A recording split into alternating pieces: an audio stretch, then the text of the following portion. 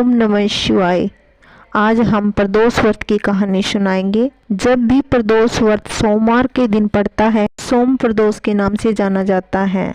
इस व्रत के करने से पाप नष्ट होते हैं और वो सभी सुखों को भोगते हैं। इस व्रत को जिस कामना से मनुष्य करता है, उसकी सभी मनोकामनाएं शिव भगवान पूरी करता है। सुत जी कहते हैं कि इस व्रत को करने से 100 गौ के दान का फल प्राप्त होता है। चलो कहानी सुनते हैं।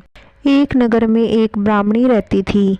उसके पति की मृत्यु हो गई और अब उसका कोई आश्रयदाता नहीं रहा। उसकी मृत्यु के बाद निराधार होकर भिक्षा मांगने लग गई। वह सुबह होते ही अपने पुत्र को साथ लेकर बाहर भिक्षा मांगने निकल जाती। संध्या होने पर घर वापस लौटती। ऐसे ही वह अपने बच्चे का पेट पालती। एक दिन ब्राह्मणी घर लौट रही थी। उसे एक लड़का घायल अवस्था में मिला। ब्राह्मणी दयावश उसे अपने घर ले आई। वह लड़का भी धर्म का राजकुमार था। शत्रु सैनिकों ने उसके राज्य पर आक्रमण करके उसके पिता को बंदी बना लिया और राज्य पर नियंत्रण कर लिया था, इसलिए वह मारा मारा फिर रहा था। एक दिन उन दोनों बालकों ने वन में खेलते खेलते गंधर्व कन्याओं को देखा। ब्राह्मण का बालक तो अपने घर आ गया, परंतु राजकुमार साथ नहीं आया, क्योंकि वह अंशुमति नामक की गंधर्व कन्या से बातें करने लग गया। दूसरे दिन वह फिर अपने घर से आया।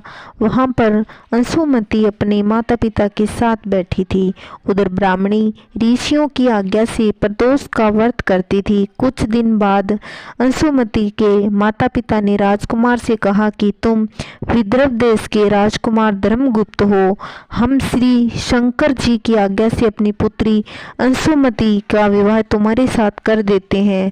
फिर राजकुमार का विवाह अंशुमति के साथ हो गया। बाद में राजकुमार ने गंधर्व राज की सेना की सहायता से विदर्भ देश पर अधिकार कर लिया और ब्राह्मण के पुत्र को अपना मंत्री बना लिया।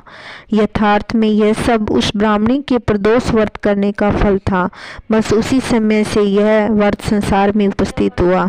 जो भी इस व्रत को करता है, उसकी सभी मनोकामनाएं पूर्ण हो, हर घर में खुशहालियां बनी रहे। जय श्री कृष्णा। राधे राधे।